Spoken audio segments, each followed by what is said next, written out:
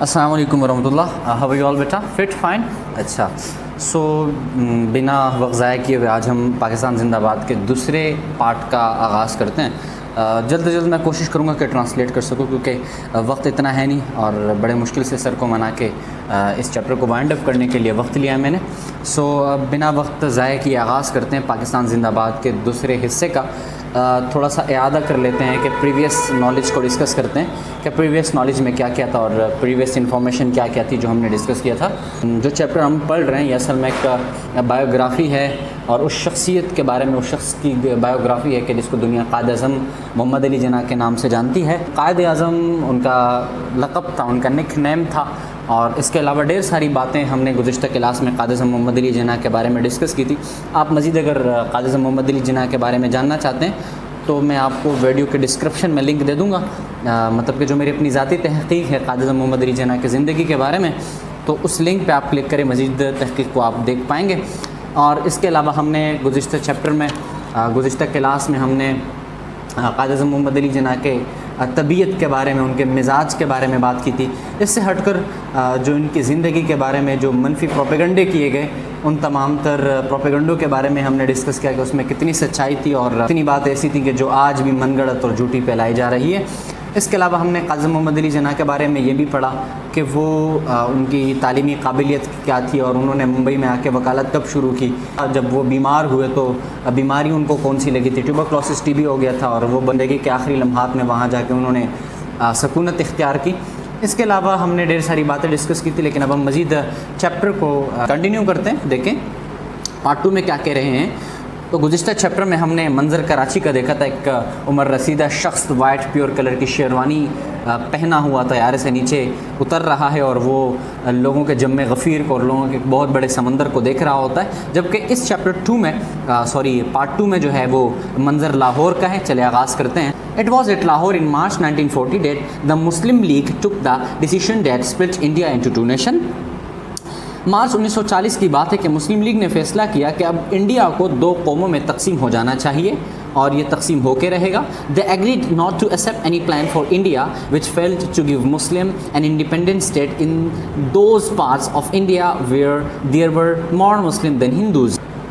مسلم league کے تمام ممبران اس بات پر ایک دوسرے کے ساتھ متفق ہوئے کہ وہ انڈیا کی جانب سے یا بھارت کی جانب سے کوئی ایسا فیصلہ یا کوئی ایسا پلان یا کوئی ایسا منصوبہ قبول نہیں کریں گے کہ جس کی وجہ سے مسلمانوں کو ان کا حصہ مکمل طور پر نہ ملے, اور خصوصاً ان علاقوں میں کہ جہاں پر مسلمان اکثریت میں ہے, such as east Bengal and the north west, مشرقی بنگال جو کہ بعد میں پاکستان کا حصہ بنا اور شمال مغربی کا تھوڑا سا حصہ. The Indian news paper call this the Pakistan resolution, اور جو بھارتی اخبارات تھے انہوں نے قرارداد لاہور کو قرارداد پاکستان کا نام دیا. The name Pakistan was invented in 1933 by Chaudhry Rahmat Ali, a Cambridge student who spent his life fighting for the idea.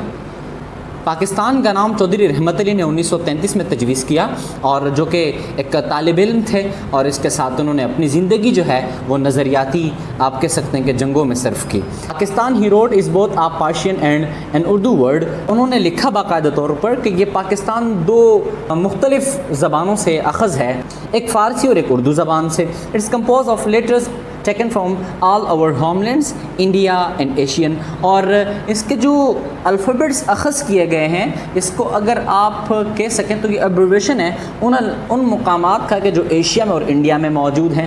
That is Punjab, Afghania, North West Frontier Province, Kashmir, Iran, Sindh including Kutch and Kathiawar, Turkmenistan, Afghanistan and Baluchistan. اب آپ word Pakistan کے ایک ایک alphabet کو سمجھنے کی کوشش کریں. جو پہلا الفابیٹ ہے پی وہ ظاہر کرتا ہے پنجاب کو, اے ظاہر کرتا ہے افغانیہ کو, نارتھ ویسٹ فرنٹیئر پروونس اور جس کو صوبہ سرحد کے نام سے جانا جاتا تھا بعد میں کے پی کے کر دیا گیا, خیبر پختونخوا کیا گیا, اور کے ظاہر کرتا ہے کشمیر کو, آئی ظاہر کرتا ہے ایران کو, ایس ظاہر کرتا ہے سندھ کو جس میں کچھ اور کاٹھیوار کے علاقے جو تھے وہ شامل تھے کسی دور میں. جب قیام پاکستان ہوا تو کچھ اور کاٹھیوار یہ دونوں علاقے انڈیا کی حکومت میں چلے گئے. ترکمانستان یہ ٹی جو ہے وہ ترکمانستان کو ظاہر کرتا ہے, اے جو ہے وہ افغانستان کو ظاہر کرتا ہے جو کہ ہمارا پڑوسی ملک ہے, اور آخر کا این جو ہے وہ بلوچستان کے آخری این کو جو ہے وہ ظاہر کرتا ہے. It means the land of the Paks, the spiritually pure and clean. اس کو روحانی طور پر پاک لوگوں کی سرزمین کہا جاتا ہے. Think 100 times before you take the decision. फैसला करने से पहले 100 बार सोचो। जिन्ना टॉट द लीग एट्स लाहौर, और ये बात जिन्ना ने लाहौर में मुस्लिम लीग से कही। But once the decision is taken, लेकिन जब आपने एक बार फैसला किया, stand by it as one man, और फिर इस पर एक आदमी की तरह डटे रहो। It was just because the Muslim league did stand by there decision that the Quaid was right when he declared no power on earth can prevent Pakistan. और यही वजह थी कि मुस्लिम लीग के तमाम तर अरकान, तमाम तर मेंबरान अपनी बात पर डटे रहे। उन्होंने मुतालबा किया कि एक अलग वतन चाहिए, एक अलग नेशन चाहिए, और जब वो अपने मुतालबे पर डटे रहे तो इसका नतीजा ये हुआ कि कायद आज़म ने सही कहा, और कायद आज़म ने वजाहत दी कि इस वक्त पाकिस्तान को बनने से कोई नहीं रोक सकता।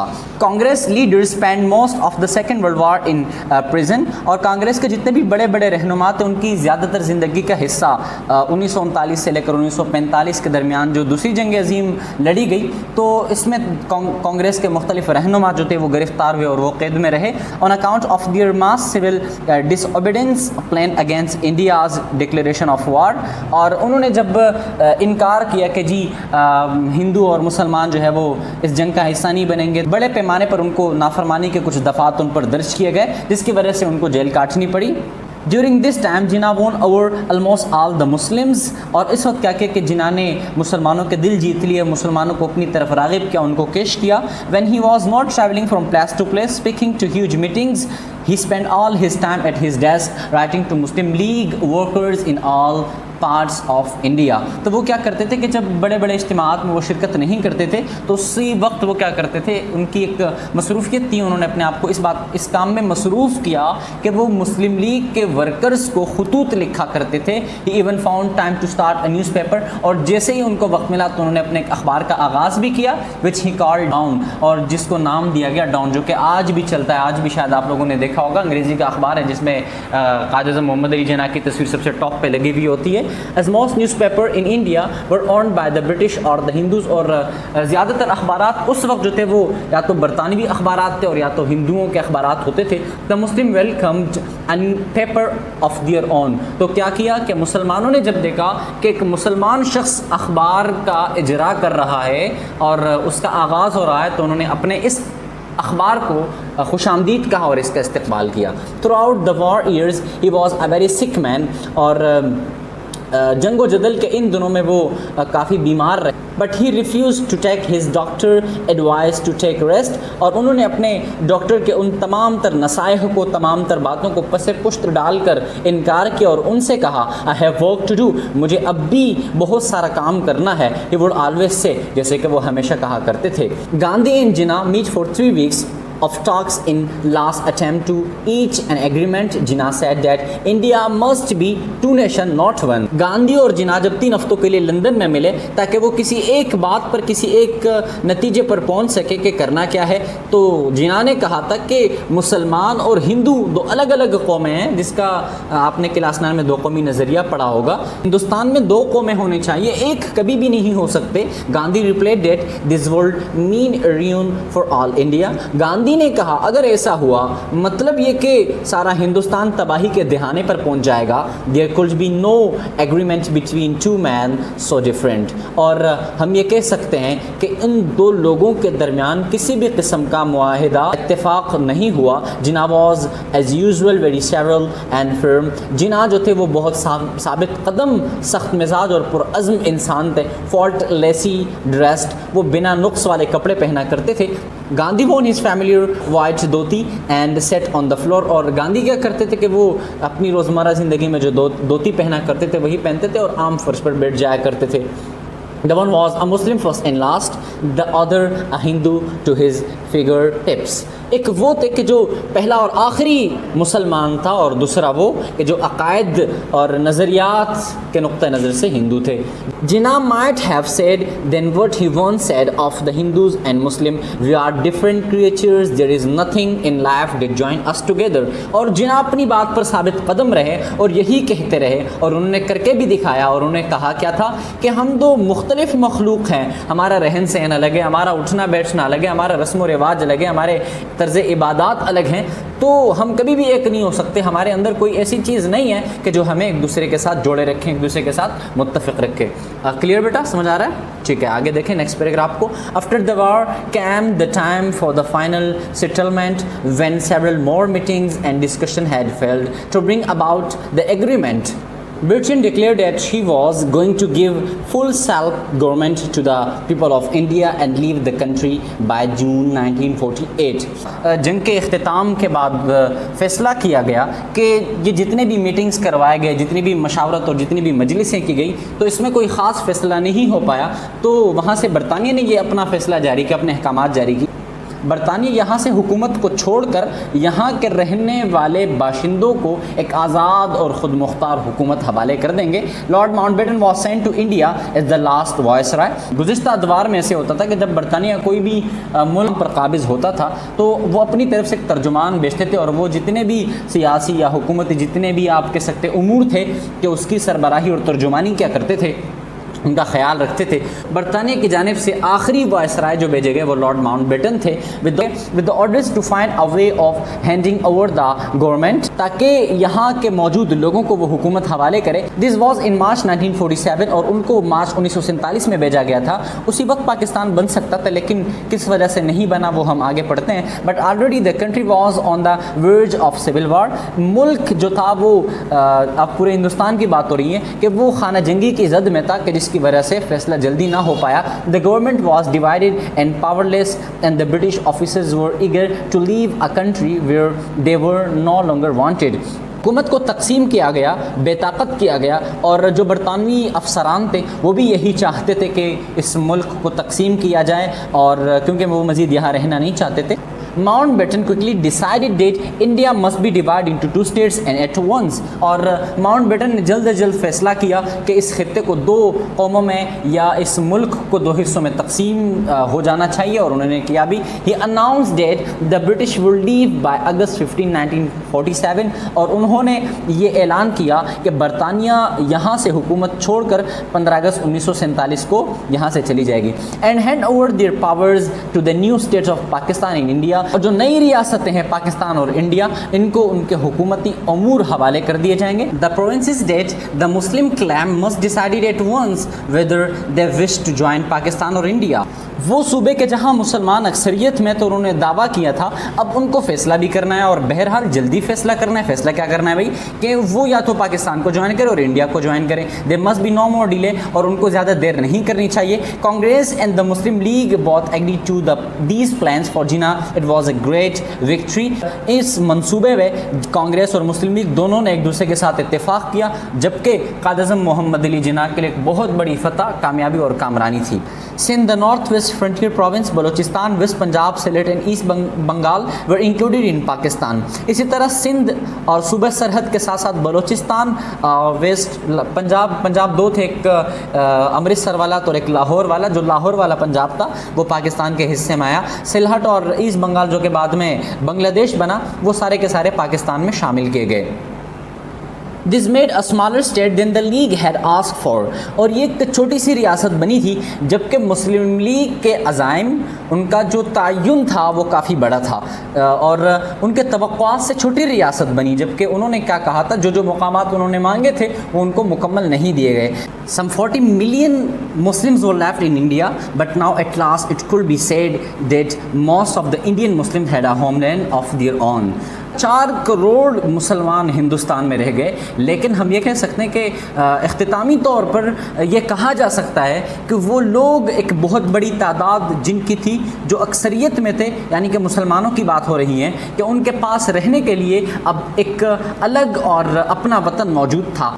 The Quaid lead his people through the terrible first year of their history. آپ کہہ سکتے ہیں کہ قائد اعظم محمد علی جناح نے سب سے پہلے سالوں میں, جس کو آپ کہہ سکتے ہیں کہ شدید ترین سخت حالات اور سخت سالوں میں, انہوں نے اپنے لوگوں کی رہنمائی کی. When the country was divided, جب ملک کو تقسیم کیا گیا, million of peoples crossed the new borders of the state. جبکہ کروڑوں لوگ ان تمام تر سرحدات کو کراس کر رہے تھے, عبور کر رہے تھے.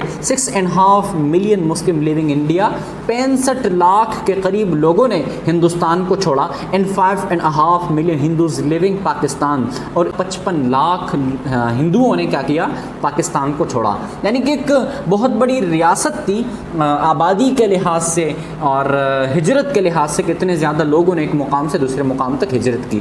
The sight of these homeless people moved Jinnah to tears. اور یہی بےگر لوگ تھے کہ جن کی وجہ سے جناح آبدیدہ ہوا کرتے تھے. Once more angry crowds murdered and stole and burned. About 500,000 Muslims were killed or carried away as prisoners.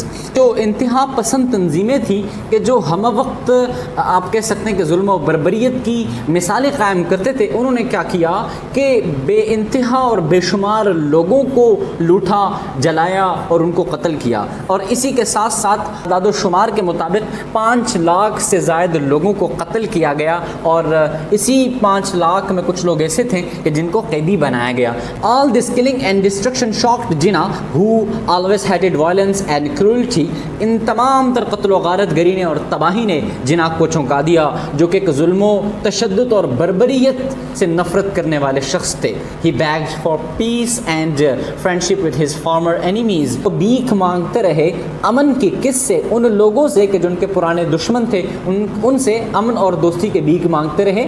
Some nations have killed millions of each other, he once said, and yet an enemy of today is a friend of tomorrow. ان کا کہنا تھا کہ جنہوں نے آج ہمارے لاکھوں لوگ مارے، وہ آج کا دشمن ہے ہمارا، لیکن کل آنے والے وقت میں وہ ہمارا ایک بہترین دوست ہو سکتا ہے. یہاں پر اشارہ ہندوستانیوں کی طرف تھا جنہوں نے بے انتہا قتل و غارت کی، جنہوں نے ظلم اور بربریت کی داستانیں رقم کی تھی، لیکن بدقسمتی ہے کہ اب تک وہ ہمارا اچھا دوست ثابت ہو نہیں سکا. The Quaid was over 70. Quaid Azam محمد علی جناح 70 سال کے ہو چکے تھے. worn out with his lifetime of struggle and by his growing illness. اور وہ اپنی بڑھتی ہوئی بیماری سے اور اپنی تمام تر جدوجہد کے نتیجے میں تک چکے تھے. last year of his life was made sad by the fate of Kashmir, decay in Pakistan. اور قائد اعظم محمد علی جناح کی زندگی کا جو آخری سال تھا، جو اختتامی سال تھا، وہ بہت ہی زیادہ افسردہ گزرا، صرف اس وجہ سے کہ پاکستان ورڈ کے اندر جو کے الفابیٹ ہے، جو کہ کشمیر کو ظاہر کرتا ہے، وہ پاکستان کے حصے میں، پاکستان کی قسمت میں اور پاکستان کے حدود میں نہیں آ سکا. The news that a Hindu Maharaja was taking his Muslim subjects away from Pakistan, the nation to which they certainly wanted to belong, was a fearful blow to him. اگر ہم کشمیر کی بات کریں تو وہاں کے ہندو مہاراجا تھے، وہ پاکستان سے اس کشمیر کو دور لے جانا چاہتے تھے، جبکہ کشمیر کی رعایا وہ پاکستان کے ساتھ اپنے آپ کو شامل کرنا چاہتی تھی. اور یہ قائد اعظم کی ذات کے لیے ایک پریشان کن حملہ تھا، اور ہندو مہاراجا اپنے اس عزائم میں کامیاب ہوا. But by now he was too weak and too tired to fight anymore. اور اس وقت تک قائد اعظم محمد علی جناح بہت کمزور ہو چکے تھے اور نظریاتی جنگ لڑتے لڑتے، مسلمانوں کی بقا کے لیے لڑتے لڑتے کافی تک چکے تھے. A dying man once again he flew to Karachi, but this time there were no crowds to greet him. He had always kept the news of his illness to himself. اور ایک بار پھر وہ موت کے قریب شخص کراچی آیا، اور کراچی آتے ہی انہوں نے یہ دیکھا کہ جو پچھلی بار جو مجمع ان کے استقبال کے لیے موجود تھا، ان کا نام و نشان موجود نہیں تھا. He had always kept the news of his illness to himself. اور انہوں نے اپنی بیماری کی خبر کو اپنے آپ تک رکھا، یعنی کہ اپنی بیماری کی خبر کو چھپائے رکھا. ان کو ٹی بی ہو گیا تھا اور جو کہ آخری سٹیج میں تھا. بیٹا اب اس آخری جملے کو دیکھیں ذرا. That night he left his people and they buried him in the heart of the city where he was born, in the heart of the nation he had made. اور اسی رات انہوں نے اپنے اس تمام تر لوگوں کو سوگوار چھوڑا اور ان کو اسی شہر کے بیچ اور ان لوگوں کے بیچ دفنایا گیا، اور اس قوم کے دل میں دفنایا گیا کہ جہاں وہ پیدا ہوئے تھے. ٹھیک ہے بیٹا، تو یہ آج کا چیپٹر تھا کہ جس کا دوسرا حصہ آج ہم نے مکمل پڑھ لیا، اور باقی انشاءاللہ اگلے کلاس میں ملتے ہیں. تھینک یو سو مچ. اللہ حافظ.